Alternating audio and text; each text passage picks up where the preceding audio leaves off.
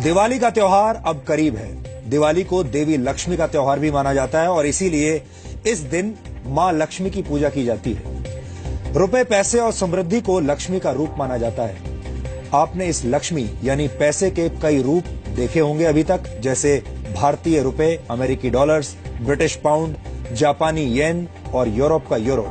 ये तमाम करेंसीज लक्ष्मी का ही रूप है। इनमें से ज्यादातर करेंसीज कागज से बनी होती हैं, जिन्हें आप अपनी आंखों से देख सकते हैं, अपनी जेब में रख सकते हैं और इन्हें छूकर महसूस भी कर सकते हैं।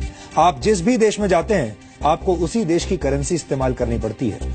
लेकिन क्या आपने ऐसी करेंसी के बारे में सुना है जो किसी को दिखाई नहीं देती, लेकिन फिर भी वो दुनिया की सबसे मूल्यवान करेंसी बन गई है? हम बिटकॉइन की बात कर रहे हैं। ये एक प्रकार की डिजिटल करेंसी है।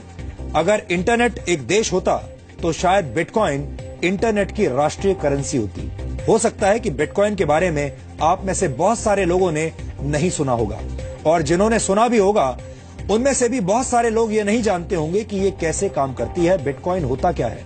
इसलिए आज हमने तय किया है कि हम दुनिया की सबसे मूल्यवान करेंसी का विश्लेषण आपके लिए करेंगे, क्योंकि इस करेंसी के एक सिक्के की कीमत आज की तारीख में करीब 45,000 रुपए है।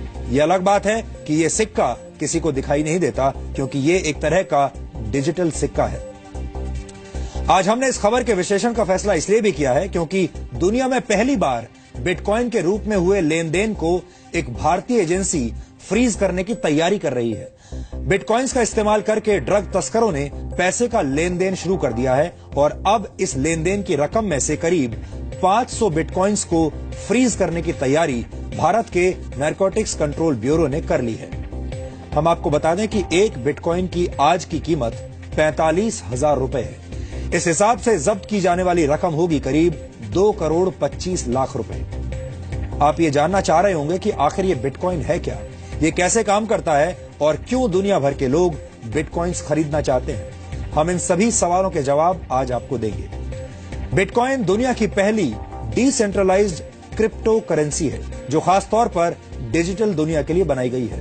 बिटकॉइन का इस्तेमाल पूरी दुनिया में कभी भी और कहीं भी किया जा सकता है।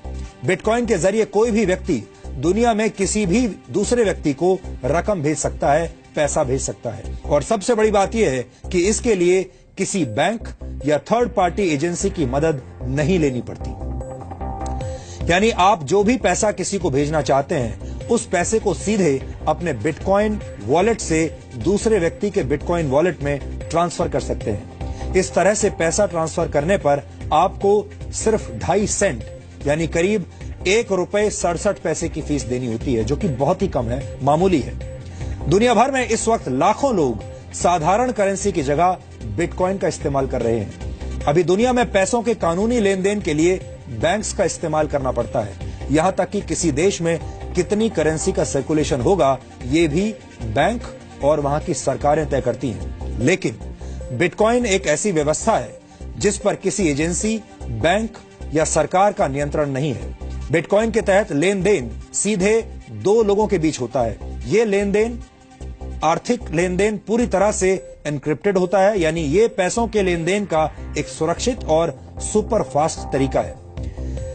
लेकिन इस आर्थिक लेन देन की प्रक्रिया में आपके वॉलेट में नोट्स नहीं आते, करेंसी नहीं आती, बल्कि कुछ डिजिटल कोड्स आते हैं और यही कोड्स आप तक पहुंची हुई रकम होती है। अब आपको बताते हैं कि बिटकॉइन की अर्थव्यवस्था कैसे काम करती है। 5 वर्ष पहले तक एक बिटकॉइन सिर्फ 6 रुपए का था, लेकिन आज एक बिटकॉइन 45,000 रुपए का हो गया है। बिटकॉइन की शुरुआत आज से 7 वर्ष पहले 3 जनवरी 2009 को सतोशी नाकामोतो नाम के एक प्रोग्रामर ने की थी। लेकिन हम आपको बता दें कि सतोशी नाकामोतो कौन है, ये आज तक किसी को नहीं पता। हालांकि अलग अलग वक्त पर अलग अलग लोग सतोशी नाकामोतो होने का दावा करते रहे हैं, लेकिन बिटकॉइन के असली जनक के बारे में अभी भी किसी के पास कोई पुख्ता जानकारी नहीं है। सतोशी नाकामोतो ने जब बिटकॉइन की शुरुआत की थी, तब उनका मकसद इसे करेंसी में बदलना नहीं था, बल्कि ऐसा सिर्फ ये साबित करने के लिए किया गया था कि बिना किसी थर्ड पार्टी की मदद के भी आर्थिक लेन देन किया जा सकता है, यानी ये सीधे 2 लोगों के बीच भी संभव है। 22 मई 2010 को पहली बार एक पिज्जा के बदले 10,000 बिटकॉइन देने की पेशकश की गई थी। यानी तब एक बिटकॉइन की कीमत सिर्फ 10 सेंट थी या 10 सेंट से भी कम थी। लेकिन आज बिटकॉइन की कीमत कई हजार गुना बढ़ चुकी है। बिटकॉइन के प्रचलन में आने के बाद ज्यादा से ज्यादा लोग अब इसे खरीदने की कोशिश करने लगे हैं और बिटकॉइन की कीमत लगातार बढ़ती जा रही है।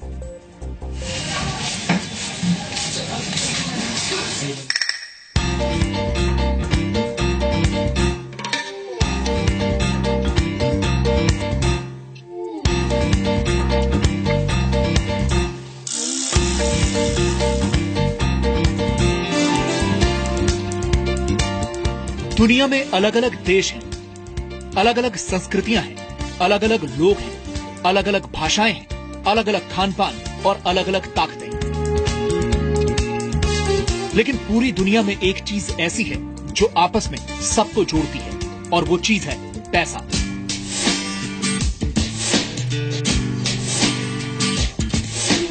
आज लगभग हर काम के लिए पैसों की जरूरत पड़ती है, चाहे वो खाना खरीदना हो, पानी खरीदना, घर खरीदना, हथियार खरीदना, यानी हर चीज के लिए पैसों की जरूरत होती है। कई लोगों की जिंदगी इस पैसे को कमाने के चक्कर में खर्च हो जाती है। पैसे के लिए लोग मेहनत करते हैं, संघर्ष करते हैं, अपराध करते हैं और यहाँ तक कि लोगों का खून भी कर देते हैं। लेकिन क्या आपने कभी सोचा है कि ये पैसे, ये करेंसी और कागज का वो टुकड़ा जिसे हम नोट कहते हैं, असल में है क्या? दरअसल जो कागज का नोट आपकी जेब में है वो एक तरह का वादा है। वादा है आपको कागज के टुकड़े पर लिखी गई रकम चुकाए जाने का। जब आप ये नोट किसी दुकानदार को देते हैं तो वादे का ये कागज उसके पास पहुंच जाता है और वो दुकानदार बदले में आपको सामान दे देता है। यानी कागज के इस नोट का पूरा मूल्य सिर्फ वो वादा है जो आपसे रिजर्व बैंक ऑफ इंडिया ने किया है। लेकिन जब कागज के यही नोट आप बैंक में जमा कराते हैं तो बैंक उसमें से एक बड़ी रकम दूसरे लोगों को उधार दे देता है, जबकि आपके अकाउंट में आप अपनी जमा की गई रकम देख पा रहे होते हैं। हालांकि असलियत में वो रकम वहां होती नहीं है। उधार लेने वाला व्यक्ति उसी पैसे से सामान खरीदता है और वो पैसा एक बार फिर बैंक में पहुंचता है।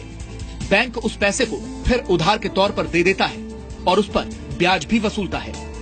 इस तरह से कागज के टुकड़े पर किया गया वादा अर्थव्यवस्था का सबसे बड़ा वादा बन जाता है। सच यह है कि अगर 3% लोग भी बैंकों में जमा अपना पैसा एक साथ वापस मांग लें तो बैंकों के पास देने के लिए कैश होगा ही नहीं, क्योंकि वो कैश यानी आपके द्वारा बैंक को सौंपे गए नोट एक बड़ी अर्थव्यवस्था का हिस्सा बन गए हैं। और इस पूरी अर्थव्यवस्था पर नियंत्रण है सरकारों का और बैंकों का। यानी सरकार और बैंक के स्तर पर अगर कोई गड़बड़ हो जाए तो आपका पूरा पैसा डूब सकता है। लेकिन बिटकॉइन इसी खतरे और बैंकों और सरकार के इसी नियंत्रण को दूर करने की कोशिश है। बिटकॉइन एक डिजिटल करेंसी है और एक सॉफ्टवेयर है। बिटकॉइन इंटरनेट की दुनिया से जुड़े कंप्यूटर्स के जरिए पेमेंट का नया तरीका है। बिटकॉइन एक ऐसी डिजिटल करेंसी है जो ओपन सोर्स सॉफ्टवेयर पर आधारित है, जिसका आविष्कार सतोशी नाकामोटो ने किया था। लेकिन आज दुनिया भर के हजारों प्रोग्रामर बिटकॉइन के फीचर्स को ज्यादा मजबूत और सुरक्षित बना रहे हैं। जब हम सामान्य तौर पर साधारण करेंसी का इस्तेमाल करते हैं तो इसकी देखरेख का जिम्मा बैंकों का होता है। यानी पैसा कहां से चलकर इनके पास पहुंचा, इसका पूरा रिकॉर्ड बैंक अपने पास रखते हैं और इसके बदले में बैंक फीस के रूप में अच्छी खासी रकम आपसे वसूलते हैं। और बिटकॉइन पैसों के लेन देन के बीच से बैंक और मिडिलमैन को हटाकर इसे ज्यादा तेज और सुरक्षित बना देता है। अब सवाल यह है कि एक डिजिटल करेंसी के साथ तो काफी छेड़छाड़ की जा सकती है या फिर फिल्मों की तरह इसकी पायरेसी भी हो सकती है। तो इसका जवाब है कि ऐसा संभव नहीं है, क्योंकि सतोशी नाकामोटो के आविष्कार की खासियत यह है कि बिटकॉइन आम लोगों के बीच बंटे ब्लॉकचेन में भेजा जाता है। जैसे बैंक आपके पैसे का हिसाब प्लस और माइनस में रखते हैं, वैसे ही ब्लॉकचेन में हर एक बिटकॉइन का हिसाब रखा जाता है।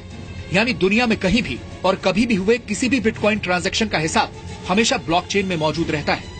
और इस ब्लॉकचेन को सुरक्षित रखने वाले लोगों को भी लेन देन पर नजर रखने के लिए, ब्लॉकचेन को सुरक्षित रखने के लिए इनाम के तौर पर बिटकॉइन दिए जाते हैं, क्योंकि हर ट्रांजैक्शन को वेरीफाई किया जाता है और नेटवर्क इसका रिकॉर्ड रखता है। इसलिए इसमें धांधली नहीं की जा सकती। असीमित पैसा घोटालों को जन्म देता है, स्कैम्स को जन्म देता है और आर्थिक मंदी की वजह भी बनता है। किसी को नहीं पता कि इस वक्त दुनिया में कितने डॉलर्स हैं, लेकिन अगले 125 वर्षों के दौरान बनने वाले बिटकॉइंस की संख्या अभी से निर्धारित है। बैंक कई ऐसे लोगों को पैसे भी उधार देते हैं जिनका इरादा ये पैसे वापस करने का नहीं होता। ये लोग या तो खुद को दिवालिया घोषित कर देते हैं या देश छोड़कर चले जाते हैं और इसका खामियाजा आम आदमी को ही भुगतना पड़ता है। लेकिन डिजिटल करेंसी पर किसी सरकार या बैंक का नियंत्रण नहीं होता। ये एक ऐसी कंप्यूटर कोडिंग है जिसके साथ घोटाला भी नहीं किया जा सकता। ये नया ट्रेंड है और देखिए आने वाले समय डिजिटल वर्चुअल करेंसीज का होने वाला है।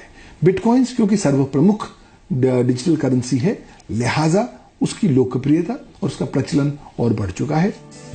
बिटकॉइन का सबसे ज्यादा इस्तेमाल रेमिटेंसेस के क्षेत्र में बढ़ रहा है। रेमिटेंसेस उस रकम को कहते हैं जो विदेश में काम करने वाले लोग अपने मूल देश में भेजते हैं। आपको बता दें कि रेमिटेंसेस हासिल करने के मामले में भारत दुनिया का नंबर 1 देश है। देश से बाहर रहने वाले भारतीयों ने 2015 में 4,62,000 करोड़ रुपए की रकम भारत भेजी थी। आमतौर पर यह रकम बैंक के जरिए या मनी ट्रांसफर एजेंसियों के जरिए भेजी जाती है और बैंक्स और एजेंसीज रकम ट्रांसफर करने के लिए 5% से 30% की फीस वसूलते हैं। पूरी दुनिया में मनी ट्रांसफर पर औसतन 10% का चार्ज लगता है, यानी जो रकम हर साल भारत से बाहर रहने वाले भारतीय अपने घरों में भेजते हैं उसमें से औसतन 46,000 करोड़ रुपए इस फीस के रूप में चुकाए जाते हैं। ये बहुत ही सेंसिटिव चीज है और बहुत ही सेंसिटिव चीजों पे इस्तेमाल होता है, तो इसलिए इसकी जो मैकेनिज्म है और जो लोग इसको हैंडल करते हैं वो हाईली सोफिस्टिकेटेड संस्थाएं होते हैं। ये सामान्य करेंसी के पैरेलल काम करने वाली करेंसी है जिसका इस्तेमाल दुनिया में हर दिन बढ़ रहा है। दुनिया की हजारों कंपनियां अब पेमेंट के लिए बिटकॉइन को स्वीकार कर रही हैं। आप फोन खरीदने से लेकर होटल बुक कराने, कार खरीदने, इलेक्ट्रॉनिक आइटम्स की खरीदारी और यहाँ तक कि कॉफी खरीदने के लिए भी बिटकॉइन का इस्तेमाल कर सकते हैं। लेकिन ऐसा नहीं है कि बिटकॉइन के साथ खतरे नहीं है। सरकार का नियंत्रण न होने की वजह से इस करेंसी की वैल्यू ऊपर नीचे होती रहती है। लोग गलत कामों के लिए प्रतिबंधित वस्तुएं खरीदने के लिए भी बिटकॉइन का इस्तेमाल कर रहे हैं और दुनिया भर की कई सरकारें और बैंकर्स इसे कानूनी मान्यता देने के लिए भी तैयार नहीं है। लेकिन बिटकॉइन का सारा हिसाब किताब इंटरनेट पर मौजूद रहता है, यानी बिटकॉइन काले धन की समस्या को भी समाप्त कर सकता है और पैसों के लेन देन में नई तरीके की पारदर्शिता ला सकता है। ब्यूरो रिपोर्ट, जी मीडिया।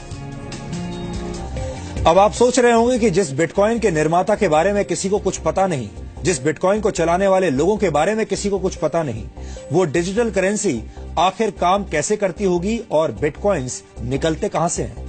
तो आपको बता दें कि बिटकॉइंस का आदान प्रदान पीयर टू पीयर तकनीक से होता है, यानी ये रकम एक कंप्यूटर से सीधे दूसरे कंप्यूटर में पहुंच जाती है। लेकिन इस लेन देन को सुरक्षित बनाते हैं वो हजारों लोग जो अपने ताकतवर कंप्यूटर्स की मदद से इन ट्रांजैक्शंस पर नजर रखते हैं और इनकी जांच करते हैं। और जो भी व्यक्ति ऐसा सफलतापूर्वक कर लेता है उसे इनाम के तौर पर कुछ बिटकॉइंस दिए जाते हैं। इसे बिटकॉइन की माइनिंग कहा जाता है। दरअसल कोड लैंग्वेज में होने वाले इस आदान प्रदान को वेरीफाई करने वाले हजारों लोग इस प्रक्रिया में बैंक के एक क्लर्क की तरह काम करते हैं और इन्हें माइनर्स कहा जाता है। ये लोग ट्रांजैक्शंस पर नजर रखते हैं ताकि इसका गलत इस्तेमाल ना हो, लेकिन इस प्रक्रिया को पूरी करने के लिए इन माइनर्स को एक मैथमेटिकल प्रॉब्लम हल करनी होती है। जो माइनर जितनी जल्दी ये प्रॉब्लम सॉल्व कर लेता है उसे प्रॉब्लम सॉल्व करने के बदले में करीब 12.5 बिटकॉइंस मिलते हैं और इस तरह से बिटकॉइंस डिजिटल बाजार में आ जाते हैं। लेकिन बिटकॉइन की अर्थव्यवस्था का निर्माण इस तरह से किया गया है कि एक निश्चित समय के बाद बिटकॉइंस की संख्या घटकर आधी रह जाती है। शुरुआत में एक ब्लॉक से 50 बिटकॉइंस निकला करते थे। प्रति ब्लॉक बिटकॉइंस की संख्या हर 4 वर्ष में घटकर आधी रह जाती है। इसलिए आज से 125 वर्षों के बाद यानी सन 2140 तक नए बिटकॉइंस का निर्माण बिल्कुल बंद हो जाएगा। गणना के हिसाब से तब तक दुनिया में कुल 2 करोड़ 10 लाख बिटकॉइंस आ चुके होंगे। बिटकॉइन भविष्य की करेंसी है और भविष्य में खत्म भी हो जाएगी। इसलिए लोगों में ज्यादा से ज्यादा बिटकॉइन खरीदने की होड़ मची हुई है। अगर आपको अब भी ये बात समझ में ना आई हो तो आपको एक उदाहरण की मदद से समझाते हैं। मान लीजिए कि इस महीने भारी मात्रा में सोने यानी गोल्ड की खुदाई की गई हो और उसे सामान्य कीमत पर लोगों में बांट दिया गया।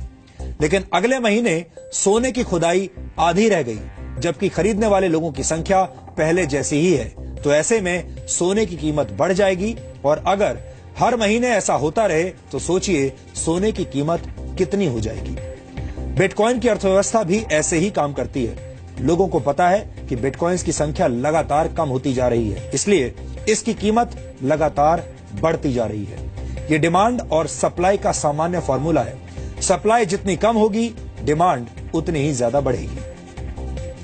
भारत में सन 2015 में एक बिटकॉइन की कीमत 14,000 रुपए थी, जबकि मई 2016 में यह बढ़कर 30,000 रुपए प्रति बिटकॉइन हो गई और आज के रेट के हिसाब से एक बिटकॉइन की कीमत करीब 45,000 रुपए है। एक अनुमान के मुताबिक सन 2018 तक एक बिटकॉइन की कीमत करीब $10,000 तक जा सकती है, यानी आज के करेंसी रेट के हिसाब से 6,68,000 रुपए।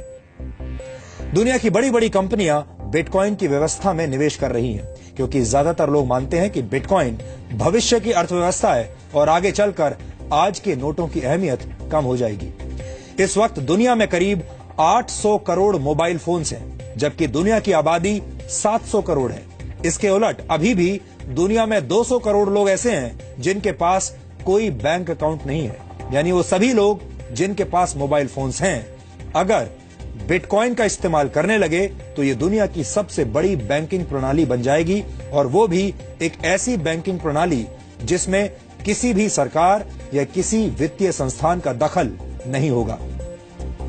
वित्तीय लेन देन का सुरक्षित, तेज और आधुनिक तरीका होने के बावजूद बिटकॉइन के अपने कई खतरे हैं और वो भी आज हम आपको बताएंगे। इसलिए बहुत सारे देश अभी तक ये तय नहीं कर पाए हैं कि बिटकॉइन को कानूनी मान्यता दी जाए या नहीं। इसके अलावा एनक्रिप्टेड होने की वजह से ड्रग्स और हथियारों की तस्करी करने वाले माफिया और दूसरे आपराधिक तत्व भी वित्तीय लेन देन के लिए बिटकॉइंस का इस्तेमाल कर रहे हैं, जो कि खतरनाक है।